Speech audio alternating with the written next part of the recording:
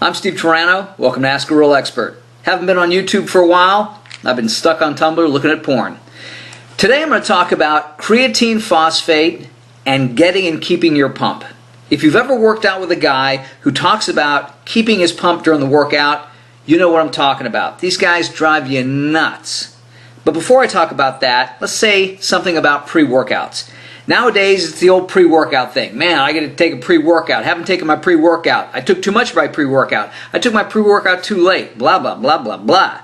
Okay? If you need a pre-workout, grab a cup of coffee about an hour before you work out. The caffeine will help give you snap. It'll help your body utilize fat as an energy source. If you don't like coffee, buy a bottle of GFP. It's $19.95. 60 tablets. We ship it anywhere in the world. It's got the caffeine equivalent of 1 cup of coffee. It'll help control your hunger. It'll help reduce cortisol, and it's a great pre-workout as well.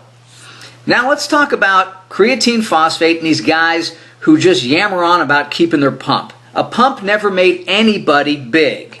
Okay, what makes you big is stressing and overwhelming the muscle, and then the muscle has to compensate and recover. And when it does that, it gets bigger and stronger.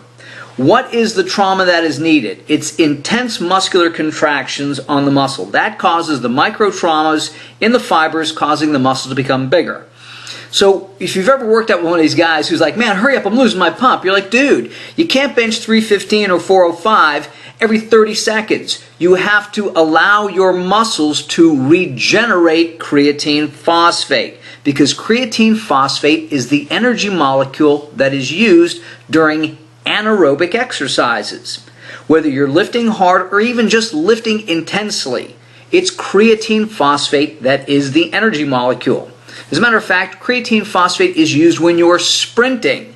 So if you're sprinting down the street and all of a sudden you're running out of breath and you just can't go any further, it's not the lack of oxygen that limits you, it's the lack of creatine phosphate, believe it or not. Even though you're out of breath and it feels like you're dying, it's the creatine phosphate that limits you. Same thing with lifting.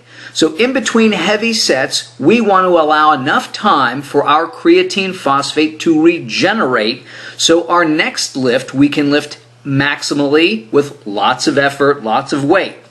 And if you've ever dealt with these guys who are like, hurry up, hurry up, hurry up, you just can't lift as hard or lift as heavy. Yeah, you might be as sore and you might keep your pump, but a pump doesn't make you big. You also have to remember this, that our body manufactures creatine phosphate, and you get creatine phosphate from meat. But it's not quite the same amount as you get when you supplement with either a powder or a pill. I'll take either one, doesn't matter to me, whatever's cheapest. And what you're trying to do is super saturate the muscle with creatine phosphate. So after a couple weeks you notice, wow, I do get a little more pumped. My recovery is a little better and I'm able to squeeze out 1 or 2 more reps. I've got better power and strength.